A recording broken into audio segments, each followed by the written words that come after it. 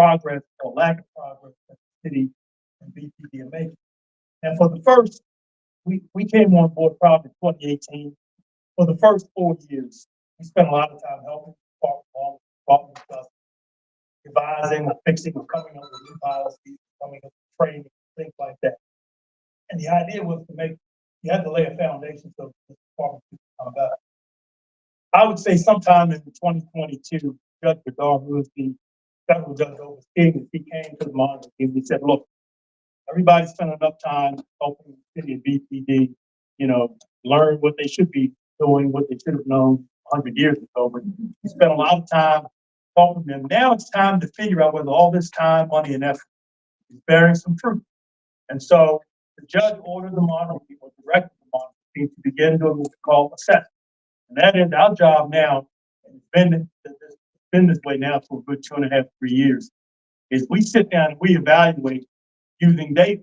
We don't guess, we don't speculate, we don't look at it and say, this feels like they're doing good. What we do is we assemble all data that we can get our hands on and we do an analysis. And so that's where we are now. We've been in this process now for a while. We've done probably 20, 25 different assessments over the last 2.5 years.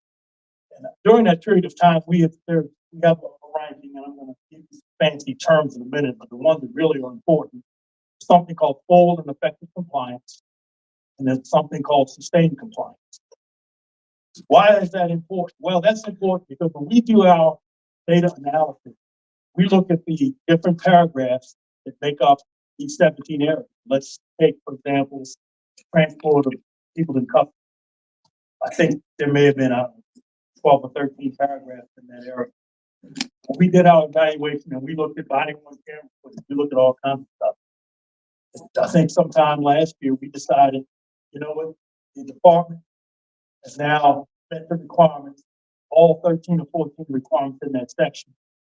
And once they meet all the requirements in a particular section, we find them in what's called full and effective compliance. And if they stay in that area for at least a year, they come in what we call sustained compliance. What that means is why people in Baltimore should care, because at that stage, that area is no longer under federal oversight. So the department is then given a clean bill of health on that one area.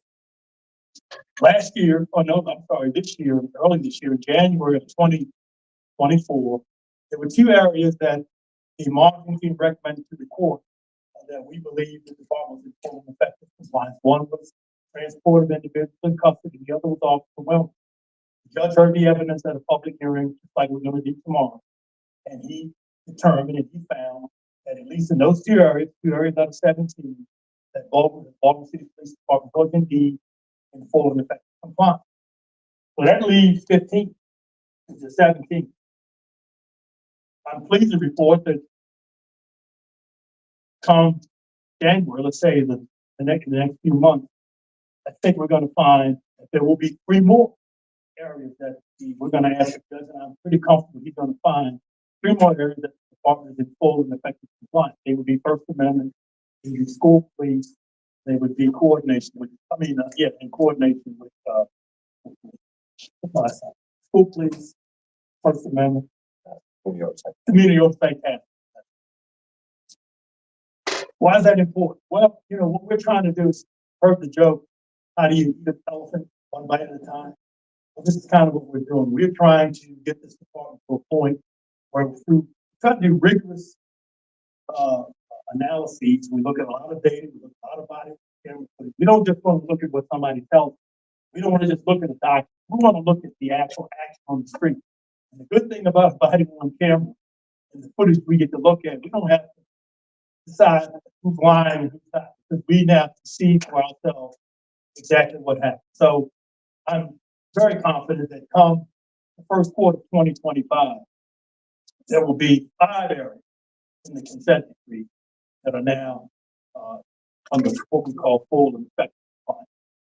And so I could spend all day going through this process, but I bought these really, well, they're nice people because they don't charge them anywhere near what they're worth. But they are some of the best in the country. I've got some of the best subject matter experts in the country. And we have 6 areas this quarter that we're going to talk about. And one of the areas that I think deserves a lot of attention. What we call behavioral health people in crisis, and that's folks who have mental issues who, for in most many cases, through no fault of their own, they have run into the police. And one of the things you want to make sure, one of the first things you want to fix, is to make sure police officers were trained how to deal with people who had or having emotional problems. So I have Dr. Dupont, who's really the godfather of the crisis intervention methodology. I'm going to ask him to spend a few minutes talk a little bit about what you do. Appreciate it. Folks, first of all, I want to thank you all for inviting us here. And I do want to say that I'm from Memphis, Tennessee, and actually mac and cheese is one of the big dishes. And I've got to tell you all, I would put this mac and cheese up against anything out of Memphis. Isn't that good? So if you haven't got it, well, I didn't hear yours. Yours is even better. Well, I think you need to move to Memphis and open a restaurant. My recommendation is, and I'll see what I can do about it. Okay, we'll go through that. I am impressed with it, and I want to thank you all for being such nice folks. It's really very nice to talk. Folks, my area is behavioral health, but it's more broad than that. The consent decree is looking at two major things. The first thing looking at the police have a good program to respond to individuals who might have disabilities or who might be struggling with behavioral health issues. And do they have a good program? Are they showing good ways of developing policies so that it affects the entire department? Do they have skilled leadership when they're at an incident? Do they also, are they being able to translate what they're being taught into what happens on the street? But there's a second part of this that I think will concern you all in this agency even more, which is what they're also looking at is, does the system support the police so that people who are struggling with these issues, people who are subject to trauma and victims of trauma, are they getting the help and are they getting the kind of assistance that they need? And that's part of the city's responsibility to tackle that as well in conjunction with the mental health system. So one of the things I hope to learn at some point after when we have some discussions, a little more about how this agency and what it offers interfaces with the kind of system that's been developed to try to also provide some support and a pathway to support for those individuals that are supposed to have. So it's very important to do that. Let me quickly just kind of go over a couple of things. As Ken Thompson talked about, that when we started with this process, it was very clear that that there was no real meaningful community input. And what's happened instead, I think, that I'm impressed with, is they've gone from a community advisory committee that frankly had a very limited number of people to meetings now where they have 30 to 50 and 60 more people attending on a regular basis. And those individuals have gotten together, and these are individuals who, some of whom have very impressive credentials and are mental health professionals, others of whom are equally impressive, but they bring life experience and they have lived experiences that make a difference, and they're advocates for change. And those individuals come together and have looked at the policy of the police and they really had meaningful input into that policy and developed a policy that people from all over the country are coming to look at. And that's a very important beginning. We've had that kind of beginning. But what I want to do is also invite you all to participate in that. If you're not part of that, we need you to be a part of it because that is probably the engine that drives a lot of what's going on and that will continue to drive. Because what this group does is take a look at incidents and ask, and they have a review panel that looks at it and brings it to this group and says, these are some of our recommendations. Does this make sense to you? And what other kind of things need to happen? And that has made a difference. So, for example, one of the changes that I think was driven by both the police department, the city, and this group was that Maryland passed a law that says that we will be able to look at individual incidents and be able to understand what went on and make recommendations that will make a change. So we're very impressed with that kind of an impact of a group that's from the community and involved. But I would encourage you, if you've not heard of it before, we want you to join. And that group has now moved from being a few people to being many individuals who are serious about it. Some of them are professionals that you would recognize where they're from, Johns Hopkins, University of Maryland, etc. And others are from groups that are really being able to do advocacy on a very community-based level and making a difference. So I want to encourage you to be a part of that. I think it really has grown and become a very important part of the city structure and the city's responsibility for making changes in the city. But I will tell you one of the concerns I have about what I just said. When I look at some of the tapes that we're looking at, the officers may do a good job. But when it comes to saying, okay, now what kind of help can we provide for you? And when it comes for other professionals that are on the scene saying things, I don't hear them say, well, what we're seeing the changes, but I don't hear them say we believe in the change yet. People are saying, look, we've been 20 and 30 years in this community not having the response we expect or need.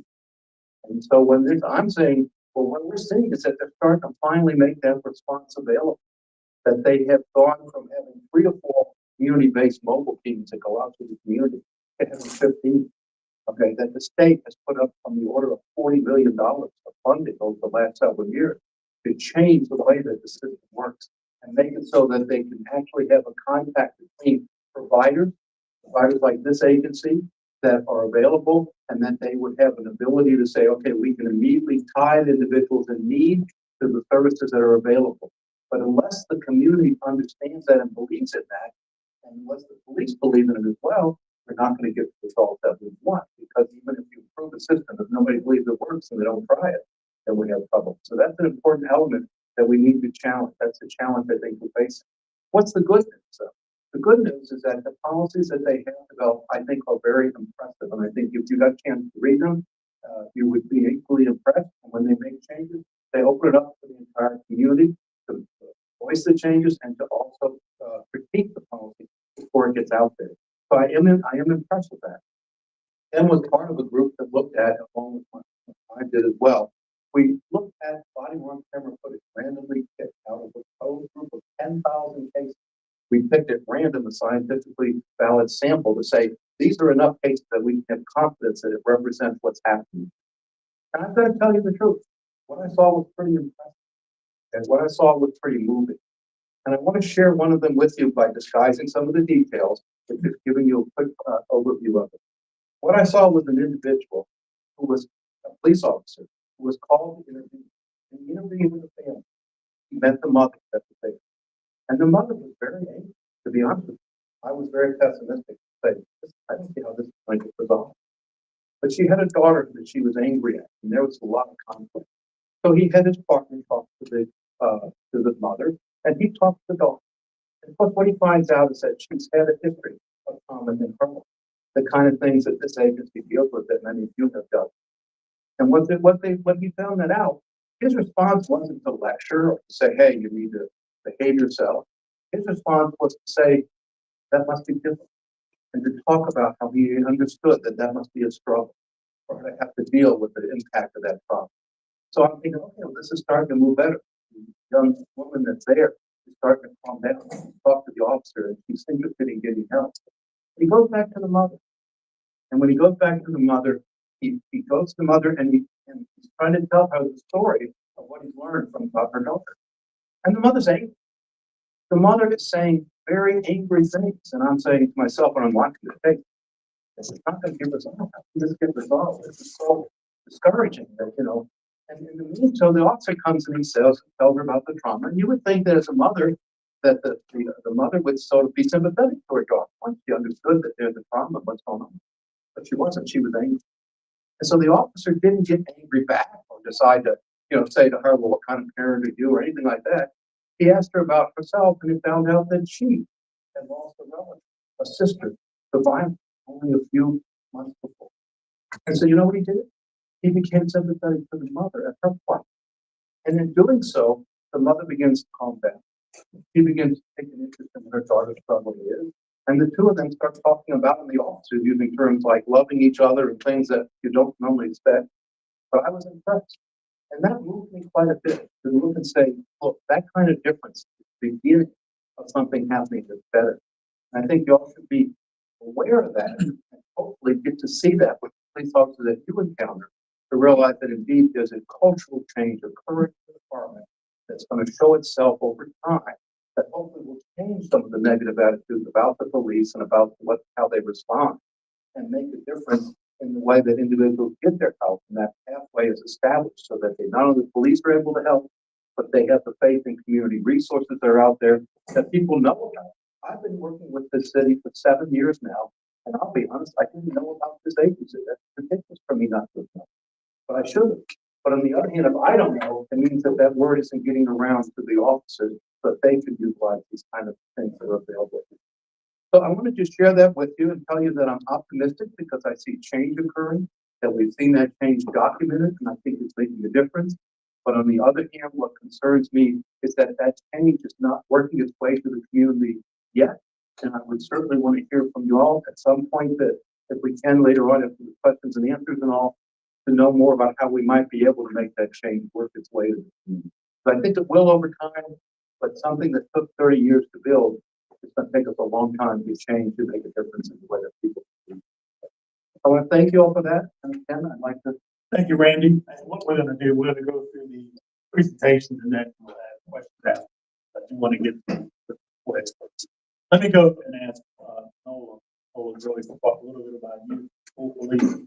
And the youth issue is somewhat police interaction with youth. This is somewhat similar to police interaction with people who have the behavioral health crisis. So I think it makes sense to kind of hear them both, have both areas discussed as part of the same group at the same time. So, Okay, thank you, Ken. Good evening, and thank you for coming out. Appreciate it. Good to see everyone. So I'm going to, as Ken said, I'm going to share with you what we have learned so far and what the police department has done so far in the area of interactions with youth, which is one section, and coordination with the school police, which is a second. Most recently, in fact, this month, an assessment of these two areas was completed. And I don't know if it's been posted yet. It has been posted. It's been filed and posted, so you can read the assessment yourself. And they looked, the assessors looked at four paragraphs under the youth interaction. And I'll just very briefly explain to you how they made their judgment about these four paragraphs and whether or not and how PPD is actually performing. They looked at a random sample of interactions that officers had with youth. This could be everything and included field interviews, custodial detentions, arrests, and use of force. And so they pulled those cases and took a look at how the officers interacted with youth in each of those kinds of circumstances. Then they also, in addition to that, they took a look at use of force data involving to determine if they could see any trends that might have been occurring over the recent years. And then thirdly, it looked at an outside assessment that was performed by one of the pilot program that was newly established. It was in pilot in the Western District for alternative for some youth that meet criteria. And then finally, the assessment team also did some interviews, focus groups with police supervisors and with youth advocates to hear from them their experience of what they've seen or heard and how they deal with these interactions by people. So, what did they find? They found that PPD has indeed revised its youth-related policies. It revised the interaction policy. And youth developed a new youth interrogation policy. It's really important. That's when the an officer or a detective begins to interrogate a young person around a crime that they believe he or she might have committed, and how that interrogation happens and the rules under which that happens. And this is a new policy for them that they put in place. And then it also revised their core use of force policy. This use of force policy applies to all age groups, not just to youth. They implemented training on these policies in addition on how best to have interaction based on developmental principles of as young people grow and mature. They also did their own department, did their own assessments of various programs and agreements that they had in place. And what they have found is that more than 80% of the interactions that they observed, again, much like the body worn cameras footage used with the mental health, they looked at the body worn camera, and they found that 80% of the interactions that they saw between a young person and a police officer were in line with the sympathy, his own policies and protocols, and that these interactions were developed and appropriate. So the big step forward for the department. Not 100%, and yet, but I think that's significant. They also found that officers often use the right developmental responses when engaging with youth. They use less force than they did back in 2018 and 29. Level 1 force, that's a serious level of force that's used, had dropped by almost 72% in 2022 compared to 2018. Bodily force, which is the physical, hands-on kind of thing, that can include everything from handcuffing to having to take a person and put them against the wall or on the ground, getting control of the situation. That still remains the most common type of force used both in 2018 and 2022. So all this progress led to initial compliance with field paragraphs and on track, implementation on track on the portal. Where PPD needs to do more work is to be able to collect and document the field interactions with you so that they can be identified and retrieved and looked at. So that's a piece of work that they're working on, and they're also a new automated record management system that help with that. The other area they discovered is that although what they saw on officers' body-worn camera was that the officers were doing well, supervisors, not so much. They either supervisors being sergeants and lieutenants out in the field, bosses of the officers, did not quite understand in all cases what to do and how to do it, how to direct their officers in doing that work. And so the monitoring team really suggested and strongly urged PPD to focus more effort on supervisors and their understanding of what the policies require of their office. But again, the officers seem to know what to do, how to do it, and doing it well. But when a sergeant or lieutenant there are asked about something by an officer, not too clear, not too clear. The second big area is the coordination with Baltimore School. This is a fairly small section. It's really based on what's called a memorandum of understanding with the Baltimore School Police. That just means there's a written agreement about between the Baltimore Police Department and the Baltimore School Police about who does what, where, and how. So, according to this memorandum, Baltimore School Police has power and authority in all of them under certain circumstances. And they're very limited circumstances. And this MOU lays that out. Also explains the relationship in terms of training and policy and documentation. They have done, they executed a new memorandum. They've done 2 assessments for a year apart of that memorandum and how it's being used and how it's operating. Based on those assessments, they made a couple of revisions each year to that memorandum. And they've also initially had their a revised and updated MOU. So because of all those efforts that Baltimore Police Department, along with school police, did. The monitoring team has suggested that they have reached the material requirements of the consent decree and that they're in full and effective compliance for the Baltimore School Police section. There's a lot in the assessment report, a lot we can talk about, but I'm going to stop there, Ken, so that we have some time. Let me move to First Amendment. I'm gonna ask Evan Shea to talk a little bit about this area.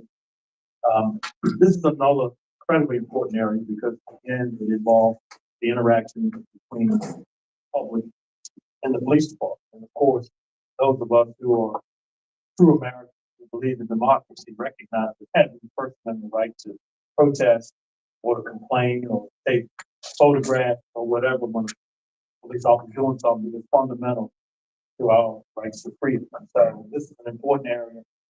Evan has done a marvelous job in terms of looking at the data and doing the assessment. So Evan, I'll turn it over. Thanks, Ken. And thank you again, all of you, for having us. As Ken mentioned at the beginning, the First Amendment protected activity area consent decree is one of the areas we are expecting the court to find the department in full and effective compliance based on an assessment report that we just recently published. The First Amendment protected activity stems from a part of the DOJ's investigation that dealt with problems it saw in the way that the police department honored the First Amendment. And it was really two problems. The first is what many of you may think of when you hear the First Amendment. That is the right to assemble and protest after an event or a political issue. BPD found that, the DOJ found that the BPD was not honoring the citizens' right to protest, particularly organize and protest the police. And again, as Ken mentioned, the investigation occurred shortly after the death of Freddie Gray and resulted in protests that occurred.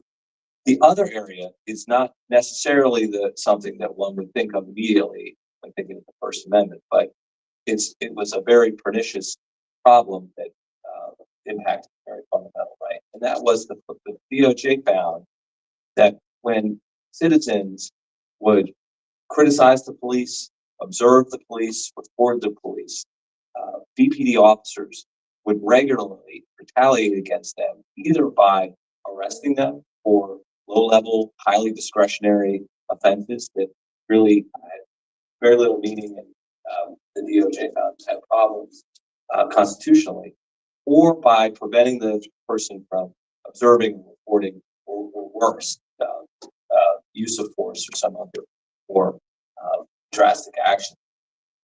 So, at the beginning of the process, the BPD revamped its policies and training, and our assessment sought to evaluate whether the department had solved these two vices that DOJ found. So how do we do that? How do we evaluate BPD's performance? Well, for the first category, for the right to protest and assemble, we looked at a number of types of evidence from the social justice protests that occurred after the murder of George Floyd in 2020. We looked at random body-worn camera from officers that were deployed during the protests. We looked at footage from the police helicopters that were over the area. We looked at documentation of reports and action plans by the police and other evidence.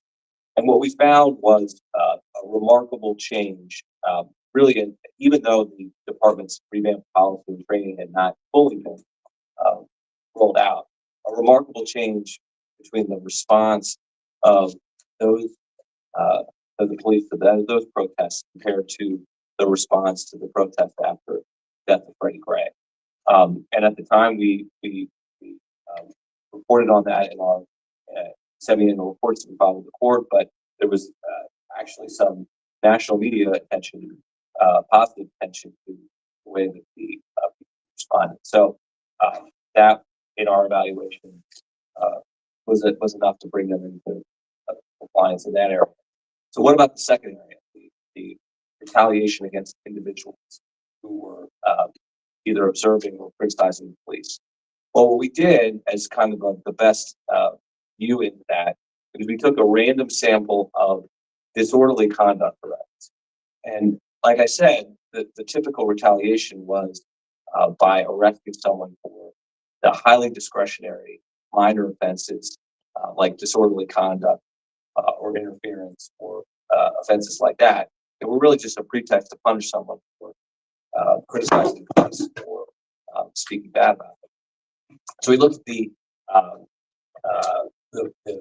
those sample of arrests. And again, as Ken mentioned, and I think Wayne mentioned as well, we didn't just take the officer's word for it. We just didn't look at the officer's report of those arrests and interactions. We took a look at the body worn camera of the officer conducting the arrest to see whether what really happened based on the footage. And again, what we found was that in the sample that we looked at, there was only one incident where we saw an officer retaliate against someone for criticizing the police, and we didn't find any instances where the police prevented someone from reporting or observing the police. And in that one instance, it was look it up in the news. There was one case where the officer eventually was prosecuted for assaulting the individual who was criticizing him, and found guilty. So in that area, in addition to looking at uses of force and misconduct complaints to the Public Integrity Bureau, the Internal Affairs Division, Police Department, we found enough evidence to find that, again, the department had made great progress and reached a point where the problems that we saw in the DOJ's investigation had been addressed and be in full and effective compliance. So we issued that report, and it is now going to go before the judge for him to decide whether he will find the police department full effective compliance in that area. There is further work to be done. We did find in assessment and looking at that in some of there were very isolated incidents, uses of force, and misconduct complaints, with the First Amendment issues. But we saw there that there was still more work to be done in two of the really big areas that we are still assessing that are kind of adjacent to the First Amendment area: misconduct and discipline. So BPD's ability to police their own and hold officers accountable when they commit misconduct, and use of force. But again, whether the BPD is appropriately using force, holding officers accountable for bad conduct. We saw some progress that could be made in these areas and looking at these samples. So that's it on First Amendment. And I'll turn it back to you. You keep the mic because we're going to go right into this conduct. As you can imagine, you have a couple thousand people in the agency. I don't care how good policies are. I don't care how good training is. I don't care how good supervision. Somebody's gonna screw up. I mean, that's just the way of the work. You know, you got a couple thousand people. Somebody's gonna do something pretty bad, or or you make a mistake. But either way, as a police officer, considering the power, in some cases, the legal power that they possess, the public has every right to make certain that the individual officer is held accountable.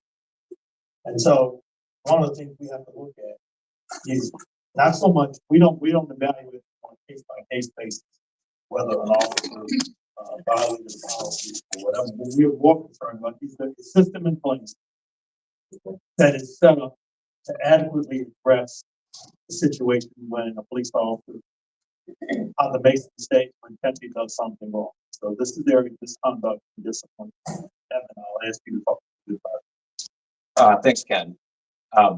So misconduct. This is, as Ken mentioned, really the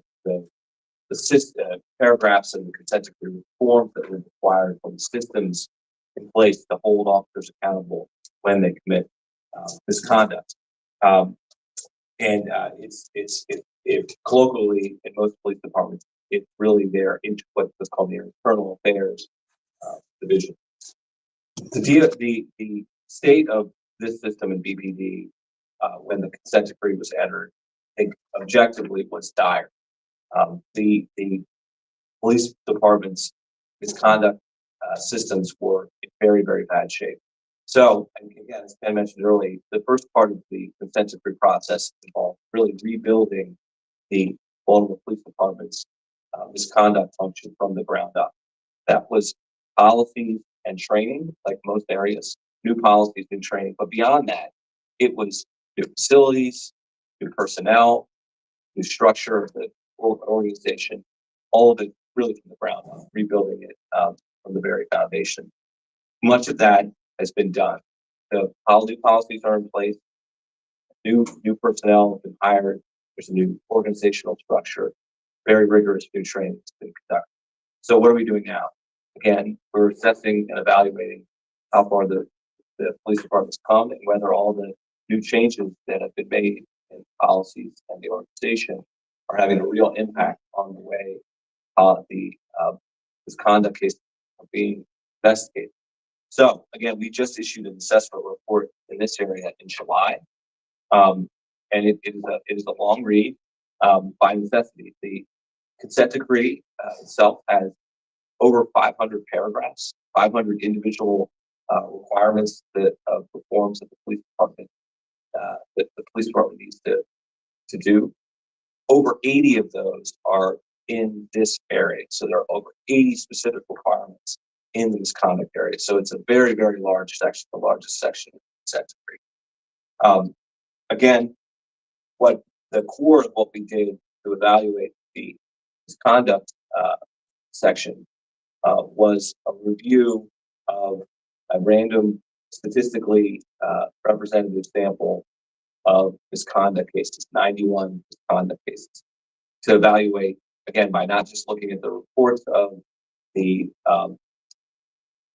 misconduct investigators, BPD, but looking at body worn camera of what happened in the case where they're investigating misconduct, the interviews that the police investigators conducted, not just of the officers who were accused of misconduct, but the claimed citizens of the witnesses, in addition to the written reports.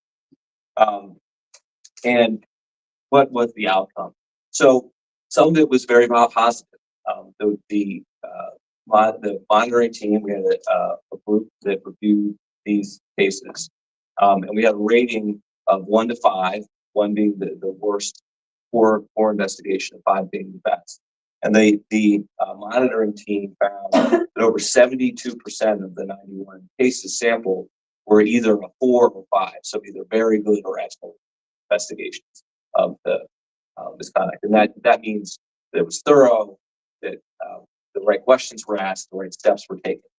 And now that's good, not where we want it to be, but it's particularly good in where the department was earlier in this process.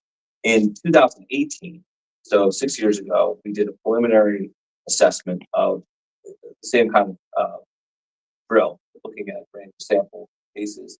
And in that assessment, the monitoring team only found 23% of cases to be either 4 or 5, either very good or excellent. So we've gone from 23% to 72%, which is strong. And that beyond that, the assessment found that all those changes that I talked about, a new manual for misconduct investigation, training, new policies are all in place and strong. So where does the progress need to be made? Well, the progress are, I think the easiest way to say it is, are the little things. A lot of administrative and procedural steps that the department needs to do in these investigations that they're not. Now, that might sound like a little thing. It might sound like, okay, are they checking all the right boxes? But as we mentioned in the report, it's critically important, not just to ensure that investigations on a systematic basis are completing all the steps they need to, and the department can show that. But also for accountability, the monitoring team is not going to be here forever, and they're not going to be a team of people there to look at body worn camera and do the comprehensive assessment that we're doing, or at least not as fulsomely from an independent perspective. So the police department needs to be able to audit and police itself on kind of a continual basis and have a feedback loop. And the only way they can do that is if they document what they do, so that when someone else other than the person who did it comes along and looks at it after the fact, they can see that all the steps are followed and the investigations are strong. So the BPD frankly has a lot of work to do in those areas, and we're going to be following up with them in the coming weeks and months to make sure that they do that and follow through again on all these little things to follow through and finish the job of reforming the misconduct function. So that's where we are. More work to be done, and we're looking forward to getting to it. Thank you, Evan. Let's open up for questions. Yes. So you mentioned that 91 cases were studied out of how many? Good question. Misconduct cases, I think, I don't have the number. Yeah, let me, if you give me 1 second, I can look that up for you. But maybe if we could go to a different question. Let's do another question. Another question, and I'll cut back and I'll give you the exact number. Well, you're getting a lot of information, and it took quite a while to lay it on a lot of things. I think it's my recommendation that all the categories that you give to us should be those pieces that everybody should see and follow those items and write your own little notes on what you wanted to ask questions about. You give me a lot of information. I've forgotten a lot of it. And the questions that I had in my mind. And that's going to be very important. You know, it's something for us to consider and we can do another. I'm 80 years old, or 79, I'll be 80 in a few months. I remember the Baltimore City Police Department in my inner city neighborhood. And these guys, parents, you know, they, all right.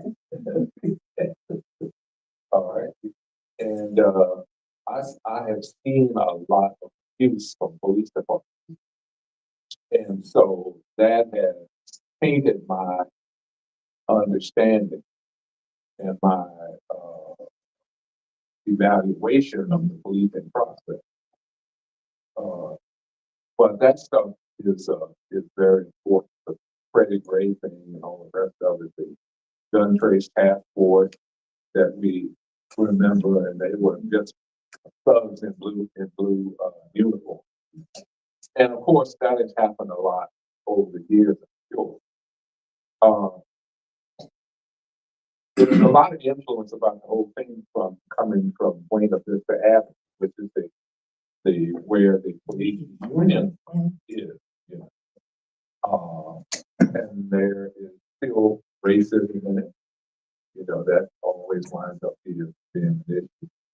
And so, you know, I applaud you all for doing the work you're doing.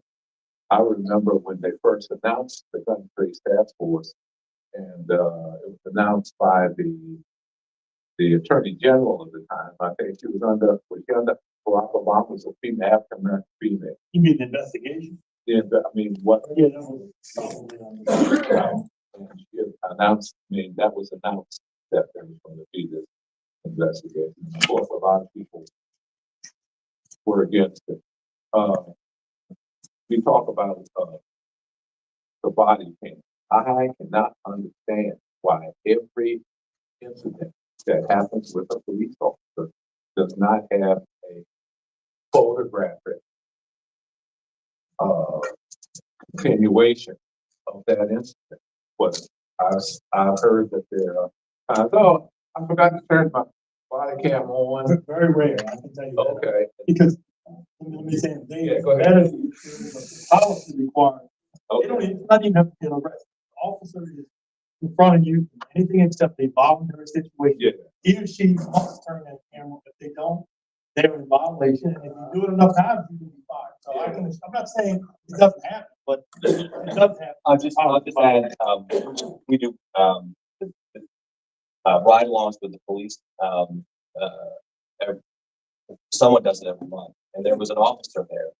He was very upset and got in trouble, and he said he was about to lose 30 days of leave just because all he had done wrong, the only thing he'd done wrong was failure to turn on his body camera right away, when he was encountering someone, and he was upset, but to me, it meant that it worked.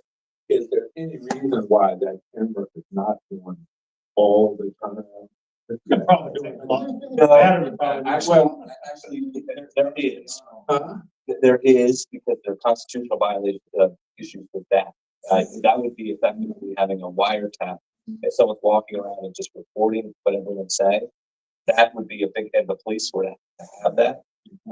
That would be a big problem for the police. So they get that question a lot, and that's the reason why they can't just on when they're walking around always have their body camera on. And another issue I wanted to ask about is the qualified immunity. The volunteer police department have that? Are they protected under that law? Well, that's not a consent decree issue. So, Okay. no, but there are laws. There is some immunity, but that has nothing to do with consent. That's not. So they have to qualify immunity. If they do something, I can't sue them. If they do Well, something. you can always sue them, but it's a qualified. Well, what is qualified immunity? Maybe I have it. But again, I don't know. There are all kinds of good questions, but let's talk about consent. Okay. Let me finish. Yeah, you ready? Yes, I'm ready. The samples were from 2022, 91 cases. There were 1,439 cases in 2022 total. They go back. Yes, ma'am. Yeah. All right, I have like a couple of things to talk about. So I'm gonna kind of go in reverse. As far as these misconduct cases.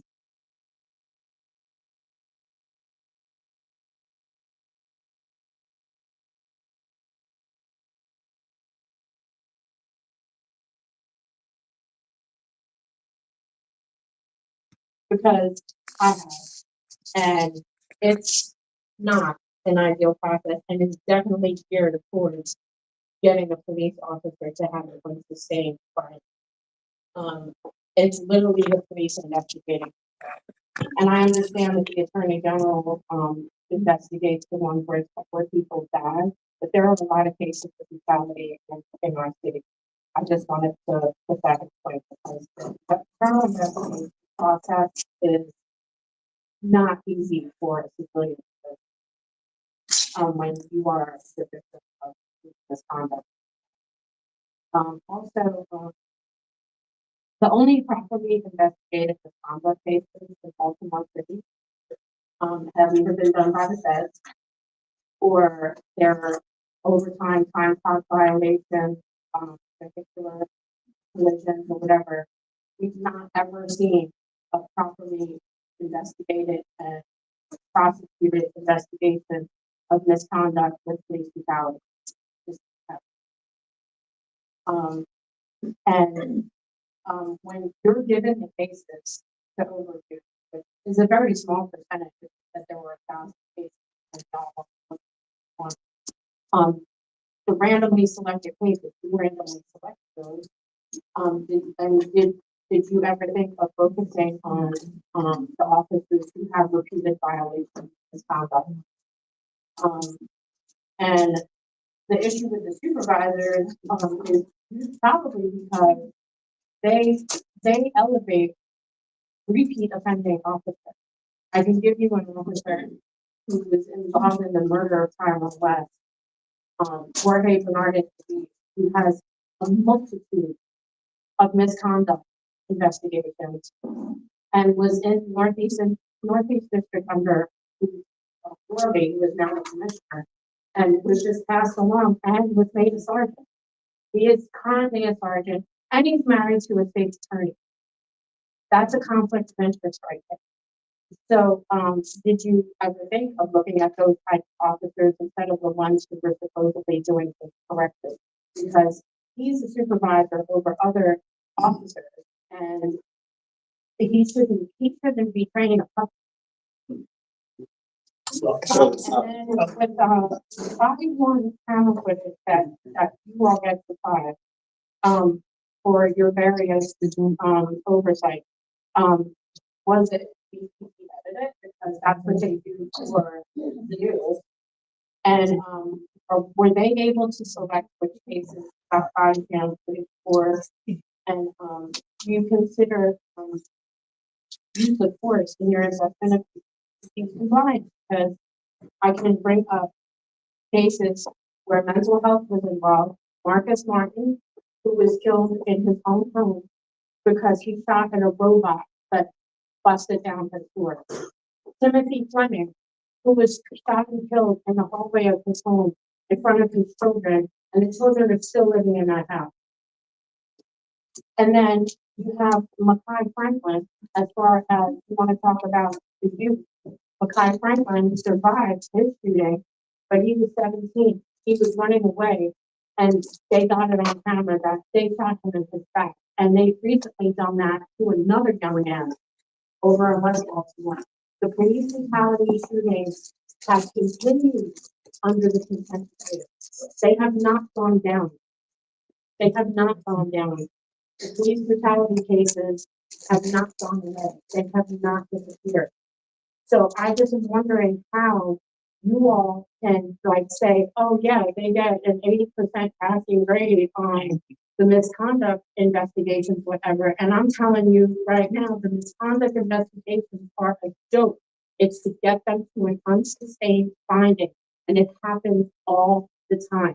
I would love to be shown that I'm wrong and that police are actively being prosecuted for brutality, misconduct, killing, use of force, and kick off the force and put themselves on. So, sure, and thank you for that. That's a very, very helpful question. In terms of the assessment, trying to take each other in turn. They are randomly selected. It's by a random number generator. We're the ones that select, not selected by the BPD. They are, it's done statistically. So from a statistical, this is like on social science perspective, although it's only 91 out of 1,400, it is statistically significant from a social science perspective. It is not just, so the monitoring team, we ourselves are lawyers, civil rights lawyers, not just expert, well, we do have expertise, but not just that. So we have civil rights lawyers. You mentioned the cases that are done right are the ones that are done by the feds. Well, the DOJ itself does a parallel review of all of the 91 cases. So the DOJ Civil Rights Division, they're reviewing these right alongside us. And if they disagree with us, they make it known, and we come to a consensus on that. So it's just us. And as civil rights lawyer says often, you may not agree with the DOJ, you may not agree all the time, you may not agree with the monitoring team, but together we have looking at this in a number of different angles. On the body worn camera, yes, we are looking at the unedited body worn camera. This is raw footage from the machine itself. There's no editorial function involved in that. So look, all of the issues that you're raising, we're not saying the job's done and use of force and misconduct.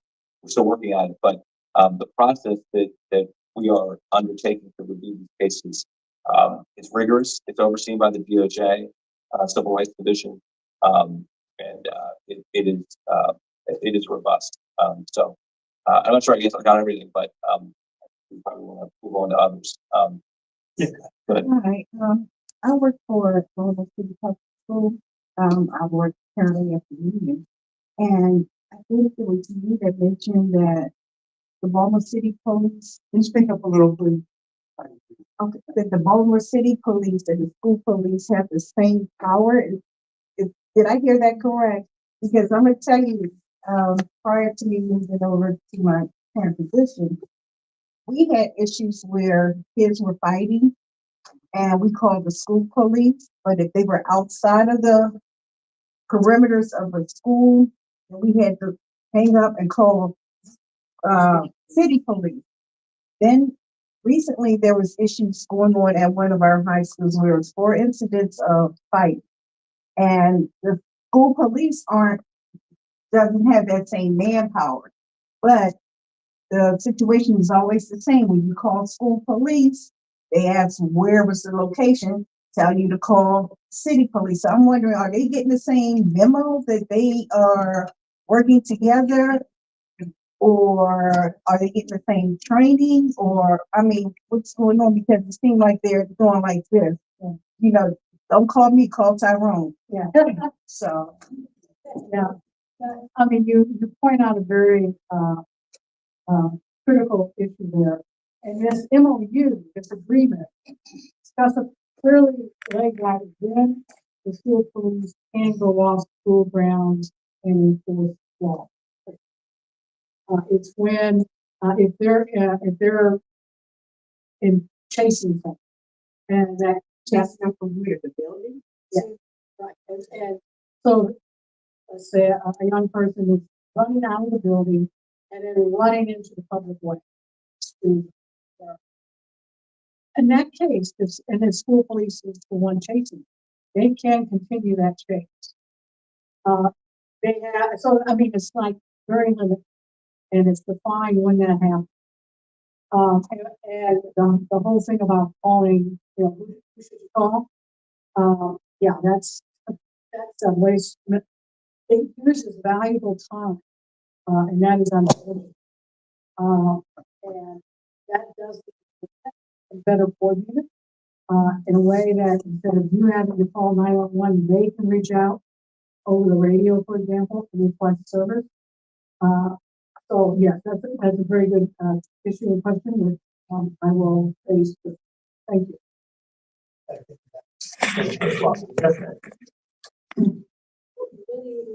My name is Wanda Brown, and I'm the sister of California Gas Company. Executed 587 weeks ago. And the now before 109 days, we can constantly fight for accountability before Freddie Greenwood. And when we got our first thing, I was in my actual thinking, and I was all this praying for all the coaches, but because we keep getting failed over and over again. I'm trying to figure out how to get to the 87 on their report card, when they're really nervous, and it's cool on campus, and even though y'all saying that it's not accurate, but everything that we see is accurate. It was a man that was just really gunned down 2 weeks ago, man, Bobby in West Baltimore, shot 19 times for going up a one-way street. And they say he had a gun, but you know, anyone on the bike can't put it, when he put the gun, it's out in his butt, it never found it, and he's put it back. But my whole point, they're getting worse than when my brother was murdered back in 2013. And I'm a teacher. I work hard every single day. And I have to come home worrying about my children, worrying about everything, and still getting no accountability. And every time I try to do peaceful, right things and try to have hope in the system that's constantly failing us over and over again, it's very heartbreaking. It's disgusting. And then here, this elderly man that literally saw what was going on. He said, he was good by the way, so they it's constantly happen over and over again. This was going up for 400 plus years. 400 plus years, let's just be real. And I keep trying to have faith, but I have faith in God. So at the end of the day, when y'all don't hold on accountable, just know that our blood is on y'all hands. How many more families have to die? How many, guess what? When our loved one is murdered, they murder family. It takes us to that. We're wiped out right with our loved ones. And then all we do is just ask for accountability. That's all we're asking. We're not asking somebody to work the law. We're asking for a simple thing that everyone should do. Just like for David, look at man, he shot a white Caucasian man and was opposed for mental health issues. He was able to tell his skin color, let's be clear. to see an officer in the face, take a car, see another officer, and walk to accountability. My poor brother wasn't doing anything wrong. Oh no, unarmed, brutally murdered, executed, beat to death by 17 children. And the one was selling his neck was from Morgan State University because of a false signal, so to speak. And pretty much did what we saw happen to do with food. My whole point, I'm tired of being around the world. I'm tired of being a family for a club that we didn't sign up, we didn't ask for this thing, but for people to actually sit there and literally ignore our things, literally keep leaving us with these predators. Literally, he said, "Oh, you guys are safe. This is magic," and that's why I love working with children. I have two degrees, one in social work, one in school. Education. I picked education because social work is a system that's combated to pretty much oppress my people. And I can just tell you, wait, why you pay? I'm rather Peter K. Paul. Peter K. Paul. Just to teach these babies, to keep them safe. But my whole point, that's like, you normally get the people. And I'm starting to leave them with the president, leave them with the pedophile, they're saying, let's take, and they get 87 on their report card. Here in Texas, they don't dress like this, don't go settle on some pedophiles black. That is disgusting to me. Thank you. Oh, and then, last but not least, my first amendment right is violated. The protests online in person, Facebook done shut me down, and the police just recently shut down when we were videoing from Baltimore blockers getting raw footage, nothing exciting, riding just peacefully out there advocating, talking, telling them about the gun trade task force before it even happened. When they saw that people were breaking into someone's home, that's what happened to my brother. He was killed. It looked like a house where they broke in my brother's home, put his stuff out. What burger breaks in someone's home, put that stuff on non-way believe. The first one, the one she told you about, was married to Michelle Barry, the one that victimized her family, killed my brother. I keep leaving victims. And this man's still working his job. He gets to murder someone. But my first amendment was big book. Every time I go speak out, a car carries pictures on display, and then they check on Facebook. And I can't even put my brother's stuff on Facebook. They said when I had the lady from Brooklyn home, because guess what? You know, we fight for police brutality, only for community violence. What happened in Brooklyn Park should have never happened. And for me to have the mother of a man on my show, my podcast, and they shut me down there, and she wouldn't even say nothing, speaking up for her poor baby, and they said, you are excited and riding, and shut my Facebook live completely down. So I had no first amendment right. It's disgusting. Thank you. Okay, with all of the upgrading you said you're doing and changing the. No, we don't do the upgrade. Well, Yeah, we're the same. Are you the first time this woman didn't lay out her pain and trauma and just move on to the next thing? That's so crazy. I'm not sure what question was he asking us. We'll answer it, but we'll allow her to answer. I certainly understand and we appreciate her situation, but man, did you have a question? I mean, I will answer your question. If you have a question. How are they passing the First Amendment for 87 when they're completely violating not just my rights, everybody's rights? How are they doing 87? That's what I'm about. I mean, you could read the assessment report and the assessment report's not based on any one, given incident. We have a methodology that we follow, it's approved by the Department of Justice. And, you know, I don't know the circumstances of your particular issue on Facebook. Certainly if there's an issue there, it, you know, it should be elevated to the police department and any other accountability person. What we do, so that people, look, the consent decree is a limited remedy. This is the law, okay? The party sat down, they put together 511 paragraphs, and after we determined whether or not they could fix the police department. Our job is monitoring, look at 511 paragraphs, 17. We don't go beyond, okay? Our job is to determine from the data we get whether or not requirements are being met or not being met. There are a lot of things bad in this world. I mean, I understand that. Look, I grew up in Baltimore City. You know, I'm not old, but I'm pretty close. I remember the being. I mean, a lot of bad things that happened in this town. Unfortunately, the consent decree is designed to address the 511 paragraphs that were negotiated between the Department of Justice and the City of Baltimore and the Baltimore City Police Department. So, if that came, if we saw it, when you look at it, it's factored into the analysis. Now, keep in mind, when we say, you know, there's an 80% or 90%, that means there's 10% of bad cases. But we don't ask for 100%. We only ask for the 30%. Like all my kids pushed into a down. They like doing nothing about it. Oh, maybe you, my brother, you can go back to the case because this case was a part of the case. I sat down with the Martin too. So you go back and all you say, yeah, they fell to in this way, they fell to another, but how are they gonna correct how they fell? There's no way. That's none whatsoever. That's all I understand, and I hope you understand what I'm saying. We're limited in terms of what we do. We get to look at the province of Okay. All right. Okay. No, somebody was over there. You just like, Okay, with the upgrading of what the police department is doing and the new protocol, has it been considered to lengthen and detail and more in-depth training? A totally complex training period. I mean, going all the way back to these potential employees that are supervisors, managers, police department, go all the way back to see what kind of, manners that they implemented into whatever they were doing as children or teenagers or even in the service or just in general, just go farther back into the history.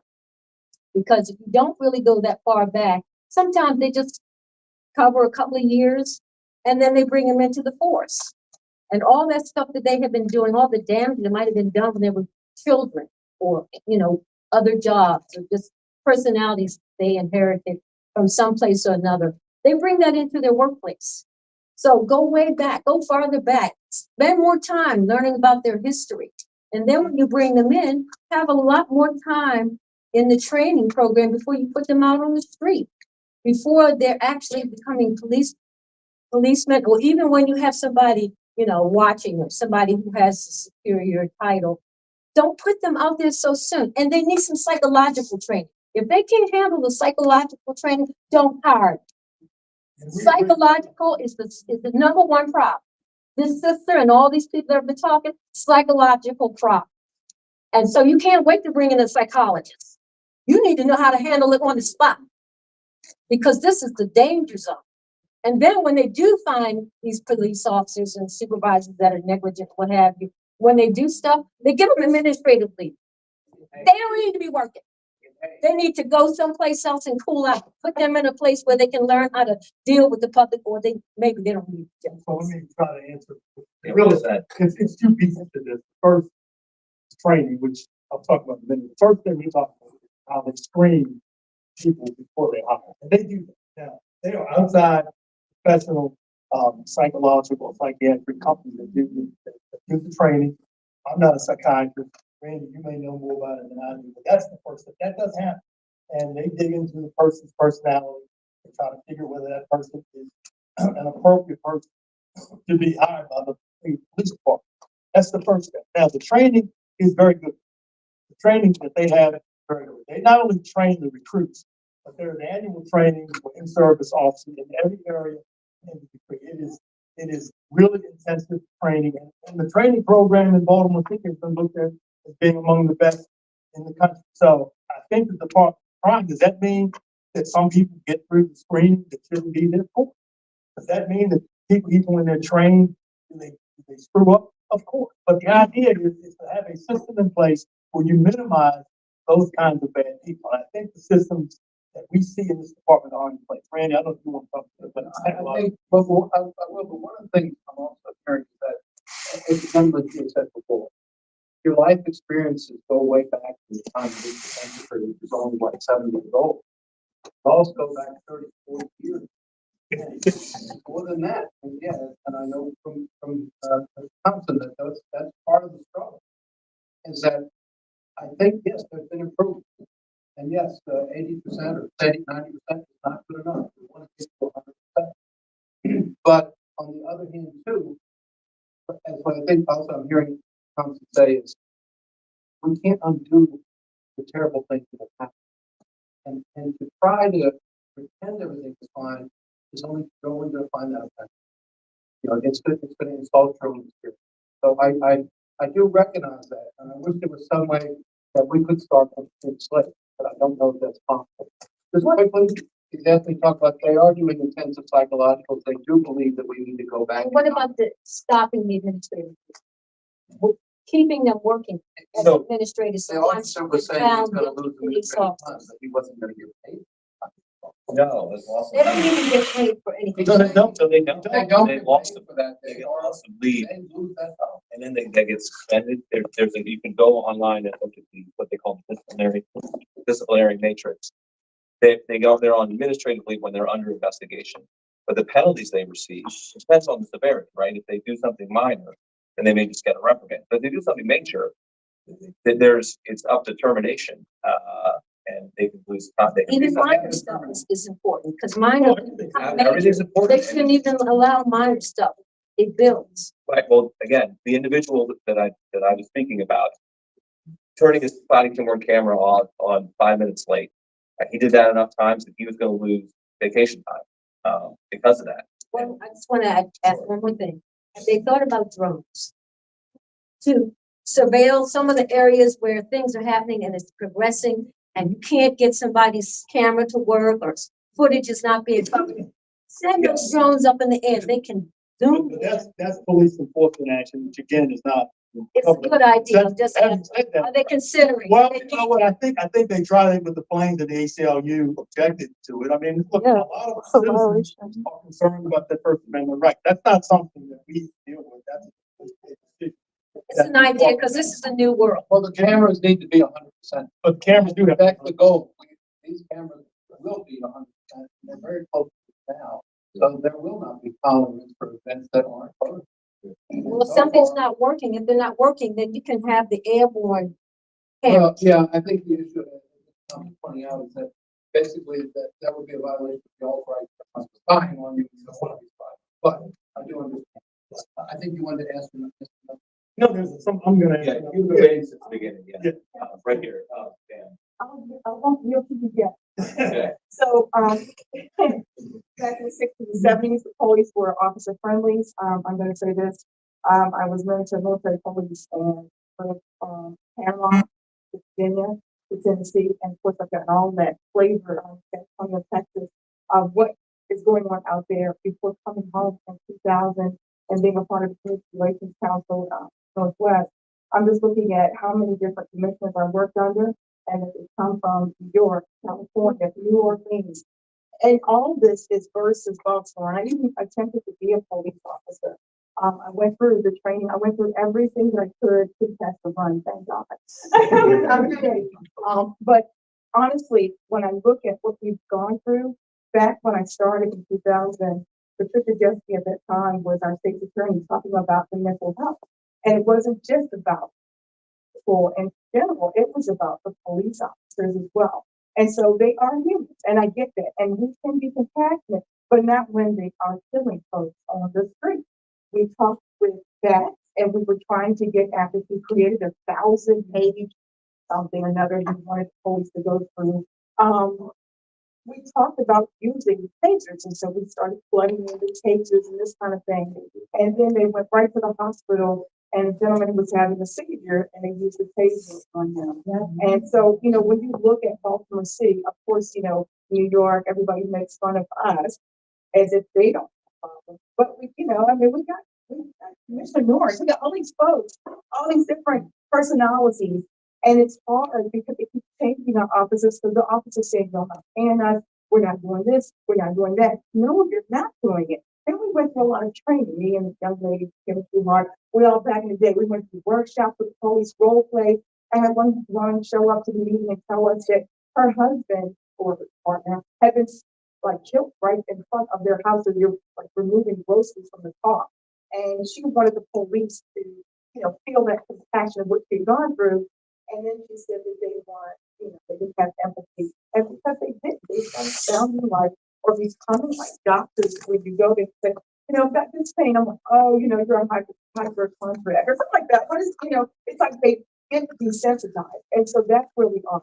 We're dealing with desensitized men and women on the streets because people, the children, the youth, I worked with the military, I worked with the schools, the police, everybody is under some kind of stress. And so when you're creating your consent decree, and when you go through all you did and your assessment, there's nothing like the real life being on the street and what happens when you're doing real time and that response to a real time situation. So I encourage more police officers need in this kind of meetings. They need to be with people and they need to work with Shorty. Because Shorty has been out there with Tyrone West and everybody.